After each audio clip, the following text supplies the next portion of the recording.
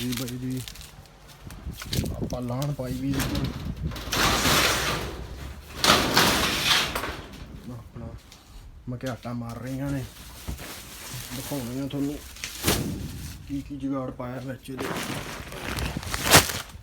हाँ जी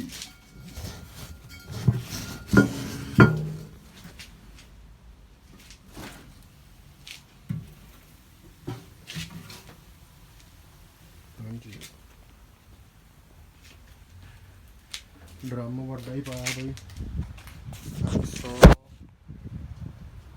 100-150 पाउंड पाया आप ये गुड़ कम बह जे रहा हूँ थोड़ा जहा आके दिखाने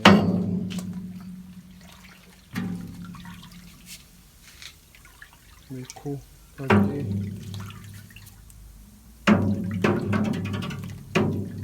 अगले हफ्ते तक कटांगे मैनूं लगदा कैलीफोर्निया च बई फ्रीमोंट कैलीफोर्निया च कढ़ रहे हैं देसी दारू कढ़दी दिखावांगे फिर वीडियो पावांगे इनू हो गए कल नूं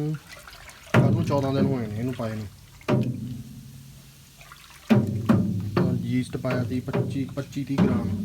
बड़ा नहीं पाया अबे हजे भी उठ रहा काम थक रहा इनू रोज़ हिलाईदा एक बार शाम नूं